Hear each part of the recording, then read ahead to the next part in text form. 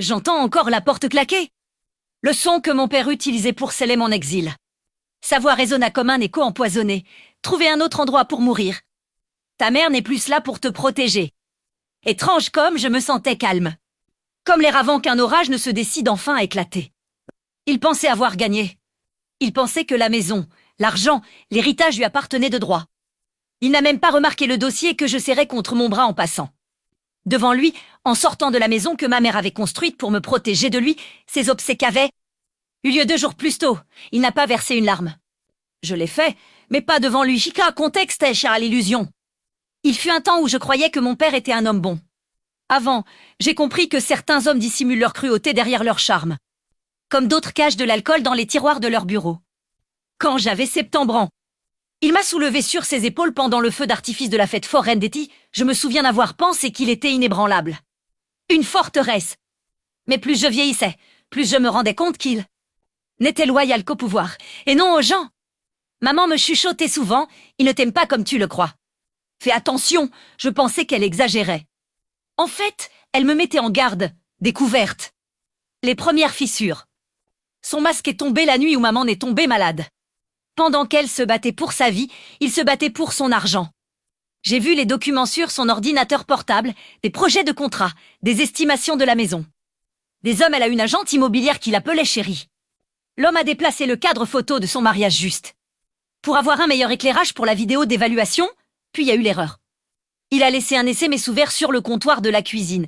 Elle est presque partie. On peut agir. Vite une fois que ce gamin idiot sera sorti. Un message destiné à sa petite amie. J'ai fixé les mots si longtemps que l'écran s'est assombri. Mon cœur n'a pas accéléré. Ma respiration n'a pas tremblé. J'ai simplement compris, maman était en train de mourir. Il l'attendait, elle, son argent, l'occasion de m'effacer. Mais maman n'était plus intelligente que lui, plus intelligente que nous deux. Changement de cap, mon plan commence. La veille de son décès, maman m'a appelé à son chevet. Sa voix était fluette mais tranchante. « Il y a des choses que tu dois savoir », murmura-t-elle.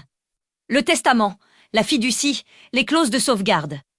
Elle me révéla où se trouvaient les vrais documents, ceux qu'elle avait signés après avoir découvert sa liaison, ceux dont personne d'autre ne connaissait l'existence. Elle déposa la clé dans ma main. Froide, lourde, définitive. Lisse attentivement et ne laisse jamais transparaître ta panique. Je ne l'ai pas fait, ni à sa mort, ni lorsqu'il a ricané aux funérailles, ni lorsqu'il m'a coincé près de la porte et m'a craché sa cruauté au visage.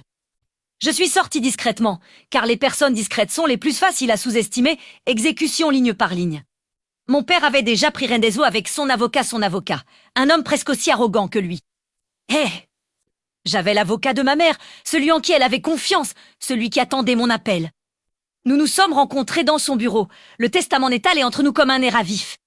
Il parcourut les pages du regard, hochant lentement la tête, un sourire naissant au coin de ses lèvres. « Votre père est en prison pour une surprise, dit-il. » Je lui ai dit d'annoncer la nouvelle en présence de témoins. Et là, acquiescé, 2 jours plus tard, j'eus entré dans la salle de réunion de l'avocat. Mon père était déjà assis, attendant de me voir m'effondrer. Je ne me suis pas assise, je n'ai pas dit un mot. Je suis restée là, à regarder, et le point culminant. La chute, l'avocat s'est raclé la gorge, ajustant ses lunettes avec une précision théâtrale. « Avez-vous seulement lu le testament ?» demanda-t-il. Le rire qui suivit était si tranchant qu'il aurait pu couper une corde. Mon père fronça les sourcils. « De quoi parlez-vous ? Elle m'a tout légué. » L'avocat fit glisser la dernière page sur la table. « Non, elle a tout légué à votre fille, absolument tout. Vous, en revanche, recevez une allocation mensuelle.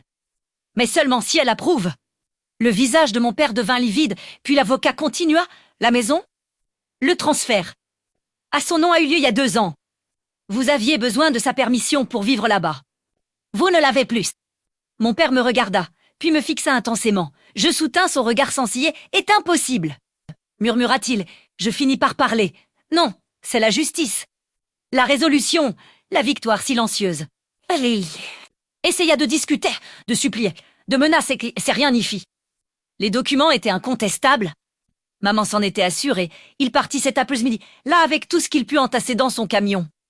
Je l'observais depuis l'embrasure de la porte, la même porte d'où il m'avait jeté. Cette fois, je ne dis pas un mot. Intérieurement, je murmurais à maman, je me suis protégée comme tu me l'as appris. Quand le moteur s'éloigna, la maison tomba dans le silence. Ma maison, sa maison. Et pour la première fois depuis des années, ce silence fut synonyme de paix, ni vengeance, ni triomphe, juste la liberté.